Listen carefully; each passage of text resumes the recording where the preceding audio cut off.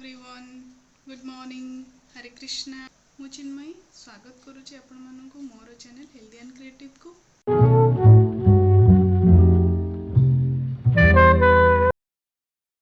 आम सब ट्राए करवा गोटे नॉर्मल लाइफ बंचापी केमिकल दुनिया ठारू टिके दूर रही जिते पारिबा आम केमिकल को स्किप करवा तार मेडिसिन सब्स्टिट्यूट खोजा सप्लीमेंट खोजा तो नेचुरल सप्लीमेंट खोजा। तो चलतु मुझे से विषय किसी कहूँ जाऊँगी।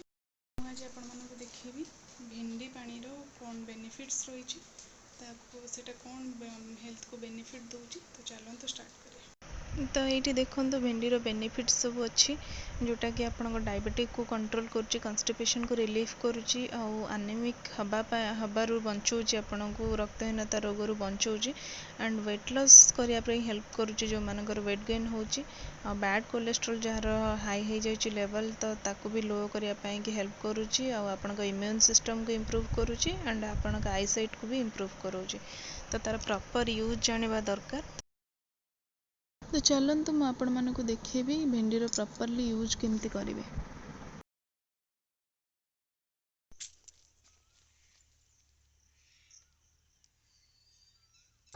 ये मो भेंडी नापी आसी मोर गार्डन को जेहेतु यहाँ केमिकल फ्री तो मु सब केमिकल फ्री जिनसटा को ही खाइबा को चाहे।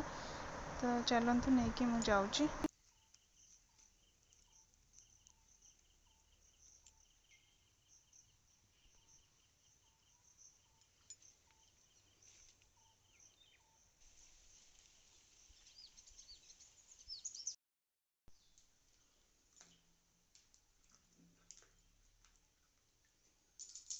भेंडी को ए भल से गोटे बाउल रे क्लीन करके मुझे 2 खंड कर काटी गोटे ग्लास रे रखीदेवी से फुल करके पानी रखीदेवी पूरा कवर करके पूरा राति मुझे सेमती छाड़देवी आ सकाल को तार से जो भेंडीर से जो लाल अंशटा से पानी सहित मिसी जाइए मो मॉर्निंग रे सेटा को छाणिकी भेंडी को अलग करके पानीटा को ही पीबी।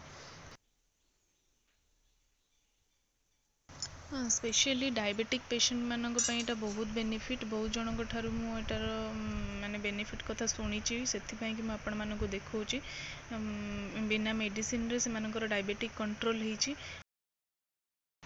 जेहेतु यहाँ गोटे एंटीऑक्सीडेंट तो आपणकर वेट लॉस करने हेल्प करिवो आनेमिक पेशेंट मानक भी यहाँ बहुत दरकार एंड एथरे जेहेतु फॉलिक एसिड बहुत सारा भरी अच्छी से वुमेन मानक कि स्पेशली ड्रिंकटा डेली पियंतु तो फॉलिक एसिड रो सब्स्टिट्यूट भाव आपणकर हेल्प करिवो।